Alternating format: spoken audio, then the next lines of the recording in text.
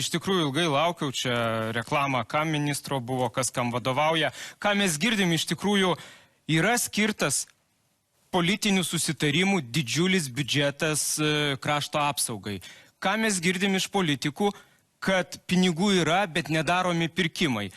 Kas vyksta su vidaus reikalų ministerijos tarnybams? Ten ir pinigų nėra, ir niekas nedaroma. Tai mūsų profesinė sąjunga. Buvo mūsų pranešimas dėl sienos stebėjimų sistemų, dėl barjerų jau prieš neteisėtos migracijos hibridinę ataką. Mes kalbėjom apie ginkluotę, kai politikai dar to nesprendė.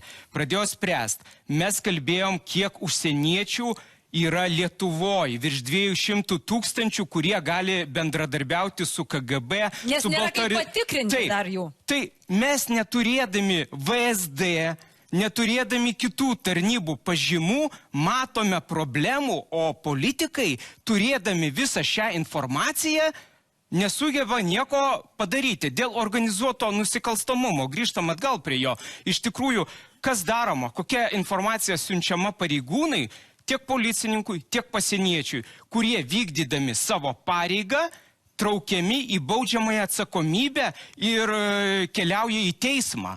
Tai pasienietis, kuris bandydamas sulaikyti kontrabandininką, kuris susijęs su organizuotu nusikalstamumu, su KGB galbūt, jisai nušovėsi, bandydamas sulaikyti, jisai traukiamas dabar baudžiamojo atsakomybėn. Už nužudimą. Taip, už nužudimą.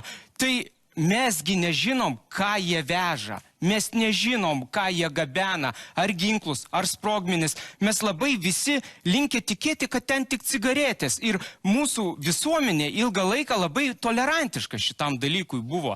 Bet tai nėra vien tik cigaretės. Tai yra ir pavojinga, ir finansinė žala daroma mūsų valstybei. Bet ta pati valstybė, ta pati pareigūna už ginklo panaudojimą tampo po teismus. Tai jeigu bus diversinės grupės arba rimtesnės hibridinės atakos, tai ar pareigūnas išdrys panaudoti ginklą kitą kartą bandydamas jas užkardyti?